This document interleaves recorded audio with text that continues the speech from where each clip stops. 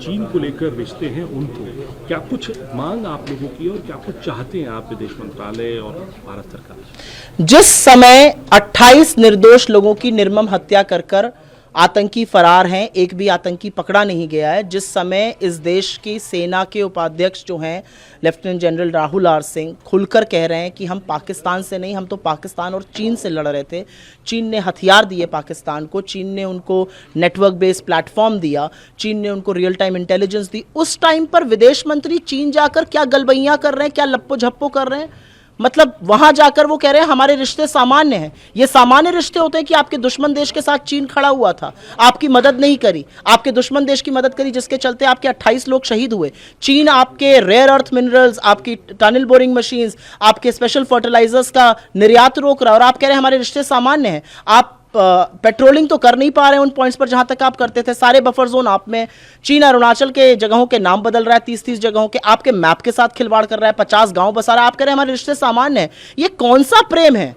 और ये एक तरफा जो मोहब्बत है मोदी जी की और जयशंकर जी की चीन के साथ, इसका बहुत खामियाजा इस देश को भुगतना पड़ रहा है। और एक बड़ा सवाल ये है कि जिन लोगों को जासूसी के आरोप में गिरफ्तार किया था, और संभवतः ये सच है, हो सकता है ये सच हो, कि इन्हीं लोगों ने उन टेररिस्ट को रूट्स दिए, रोड्स मैप्स दिए, वहां की ज्योग्राफी से अवगत कराया।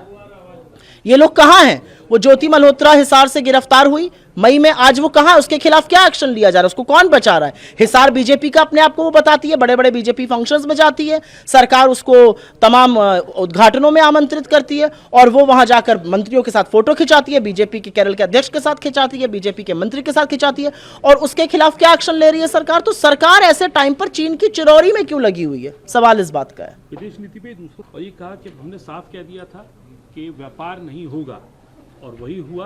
व्यापार की बात तो पीछे हटे और दोनों ने आपसी बातचीत करके युद्ध विराम कर दिया, नहीं तो वो लोग न्यूक्लियर वॉर में जाने वाले। एक बार नहीं, 2 बार नहीं, 3 बार नहीं, 23वीं बार अब डोनाल्ड ट्रंप जो अमेरिका के राष्ट्रपति हैं, उन्होंने कहा है कि उन्होंने इंडिया पाकिस्तान का जो द्वंद्व था वो रुकवाया और ट्रेड की डील का हवाला देके रुकवाया। उनका कहना है कि मैंने ट्रेड की डील बोली और फिर इन लोगों ने युद्ध रोक दिया। तो क्या मोदी जी ने सिंदूर का समझौता ट्रेड से कर लिया? मोदी जी क्या कहेंगे 28 उन शहीद परिवारों के लोगों को कि मैंने ट्रेड के चलते लपलपा के समझौता कर लिया और आपके शहीद होने का मुझे कोई फर्क नहीं पड़ता है? हमारी संप्रभुता पर लगातार अमेरिका का राष्ट्रपति सवाल उठा रहा है, ये कहकर कि उन्होंने रुकवाया। अनाउंसमेंट भी वहां से पहले आया, 23 बार कह चुके हैं और सुई टपक सन्नाटा है मोदी सरकार की ओर से। एक शब्द हम नहीं बोल रहे हैं। चीन पाकिस्तान के साथ खड़ा है, उससे गलबैयां कर रहे हैं, अमेरिका को एक शब्द नहीं बोल पा रहे। क्या हो गया हमारी विदेश नीति को? क्या हो रहा है हमारे देश में? मैम, जो है मौत हो गई है, विपक्षी 8 पार्टियों ने ओडिशा बंद का आह्वान किया है। राहुल गांधी ने कहा कि सिस्टम ने मार डाला। वहीं बीजेपी की तरफ से धर्मेंद्र प्रधान कह रहे हैं कि सस्ती राजनीति कर रहे हैं राहुल गांधी, राजनीतिक रोटियां सेक रहे हैं ऐसे मुद्दे पे, उन्हें परिवार से माफी मांगनी चाहिए उस पीड़ित लड़की। दुर्भाग्य है इस देश का कि एक बच्ची को न्याय की आस में अपनी जान गंवानी पड़ी। उसने सेक्सुअल हरासमेंट की, उसने एक्सप्लॉयटेशन की, उसने मेंटल एगनी और हरासमेंट की, तमाम जगह कंप्लेन करी। उसको जिस तरह से हरास किया जा रहा था, और हम उस बेटी की आवाज तब भी उठाएंगे जबकि वो एबीवीपी की कार्यकर्ता थी। उसने तमाम जगह कंप्लेन करी, सरकार हरकत में नहीं आई। बीजेपी की सरकार ने उसके लिए कुछ नहीं किया और उसके बाद उसके पास कोई चारा ही नहीं बचा और उसने जाकर आत्मदाह कर लिया और अंततोगत्वा उसकी मौत हो गई। एक शब्द धर्मेंद्र प्रधान ने अभी तक उस बेटी के लिए बोला था? एक शब्द धर्मेंद्र प्रधान ने यह पूछा है कि उनके मुख्यमंत्री ने या उनके प्रशासन ने या उनकी पुलिस ने उस बेटी को बचाने के लिए क्या किया? उसने जो कंप्लेन करी थी उसके खिलाफ क्या एक्शन लिया गया? आप बचाते रहे प्रोफेसर को, आप बचाते रहे बड़े हुक्मरानों को, आपने उस बेटी के साथ खड़े रहने का काम नहीं किया। और अब जब उसकी जान चली गई है, आप इतनी सस्ती गंदी बातें करेंगे? ये बिल्कुल बर्दाश्त नहीं। जो ओडिशा में हो रहा है वो महिलाओं के खिलाफ एक बहुत बड़ा षड्यंत्र है। 6 क्लास में पढ़ने वाली लड़की प्रेग्नेंट है, 9 साल की बच्ची को बच्चा हो रहा है। ये क्या हो रहा है ओडिशा में?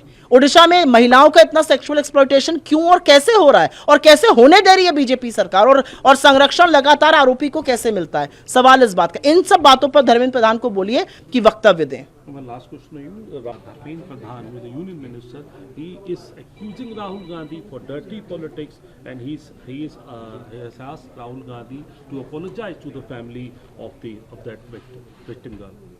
It is absolutely unfortunate that a girl had to give up her life while seeking justice. Her family, all of us, I think the country at large wants justice to prevail.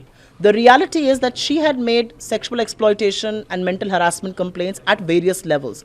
No heed was paid to it. The administration kept protecting the perpetrator, the police did not act, and finally she was left with no choice but she self-immolated, and now she has succumbed to her injuries. Who is responsible for this? The government, the police, the university administration, all of them came together to kill this girl. And it is unfortunate that while we raised her voice, Dharmendra Pradhan and people from the BJP did not speak a word, even though she was an ABVP member. And today he wants to politicize this matter. Today he wants to do dirty politics on this. He has the gall to say that Rahul Gandhi should apologize. He should apologize to the women of Odisha, to this girl, to her family, of how they failed a young, promising life who finally succumbed to her injuries today.